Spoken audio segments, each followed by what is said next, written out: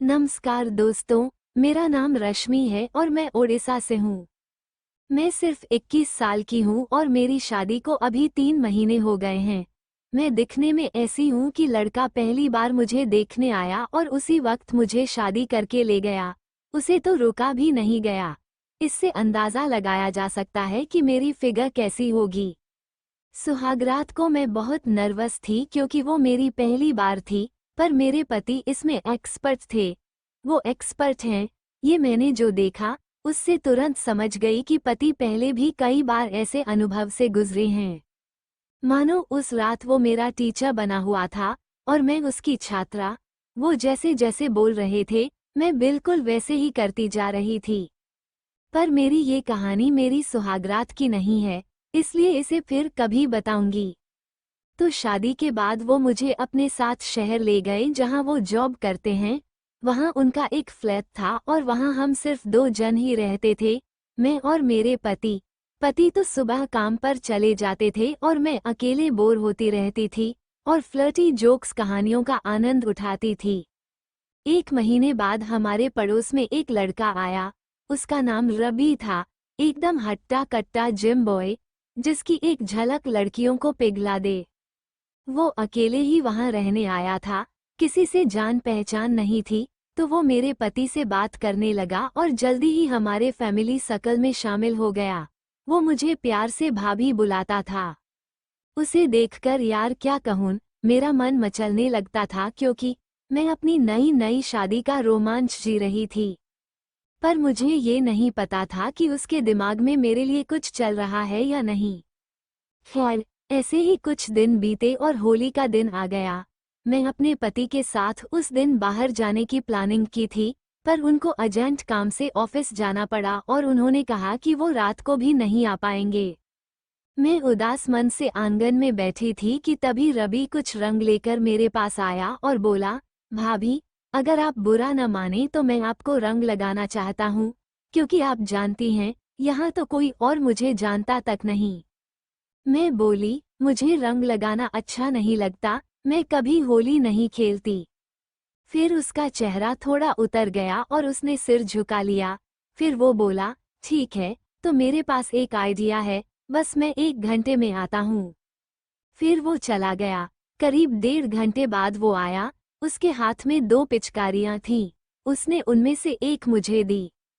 मैं बोली, मैंने तो कहा था कि मुझे होली नहीं खेलनी।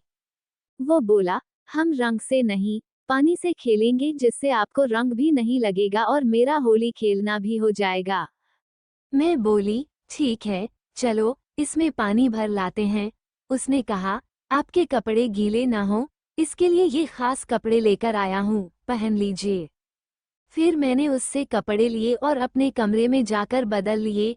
वो कपड़ा बहुत ही पतला और सॉफ्ट मटेरियल का था और सफ़ेद रंग का था। मैंने वो पहनकर पिचकारी में पानी भरा और बाहर आ गई। तब तक वो भी वही मटेरियल के कपड़े पहन चुका था। जिम बॉडी में वो कपड़े और भी शानदार लग रहे थे, आखिर जिम बॉय जो था। फिर उसने मेरे ऊपर पिचकारी मारना शुरू किया और मैं भी उसे पिचकारी मारने लगी। कुछ समय बाद पिचकारी का पानी खत्म हो गया और तब तक हम दोनों पूरी तरह भीग चुके थे। मैंने उसकी ओर देखा, उसके 6 पैक और बॉडी की लाइंस साफ दिख रही थीं। उसकी आंखों में देखा तो उसकी नज़रें मुझ पर टिक गई थीं। मैंने देखा कि मेरे कपड़े इतने भीग चुके थे कि लग रहा था जैसे मैं कुछ भी छुपा नहीं पा रही थी।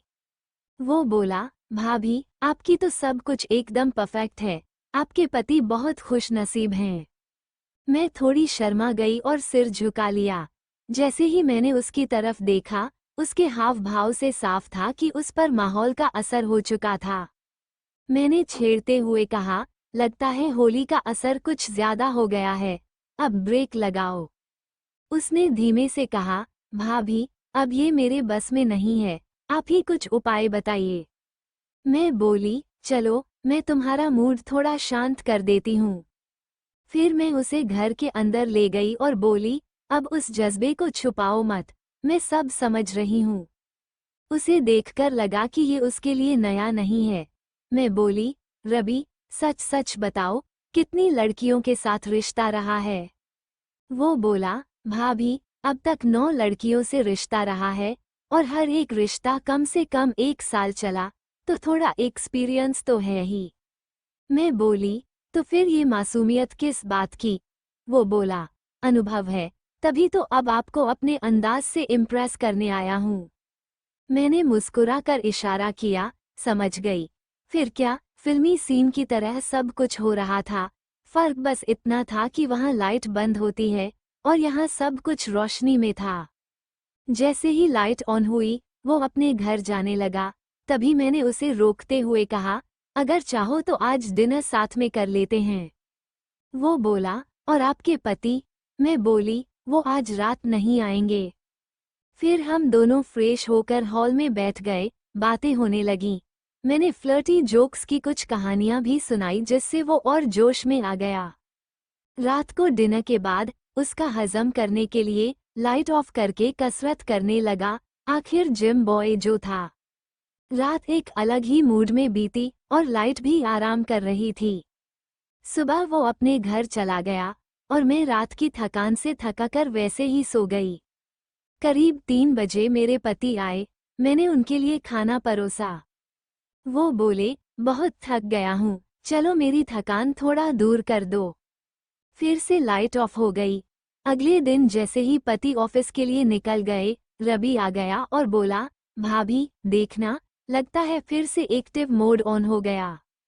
मैंने कहा, चलो, अब फिर से थोड़ी एक्सरसाइज हो जाए।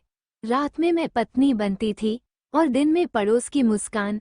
अब कभी कभी दिल ये सवाल कर बैठता है, आने वाला कल किसका अक्स लेकर आएगा?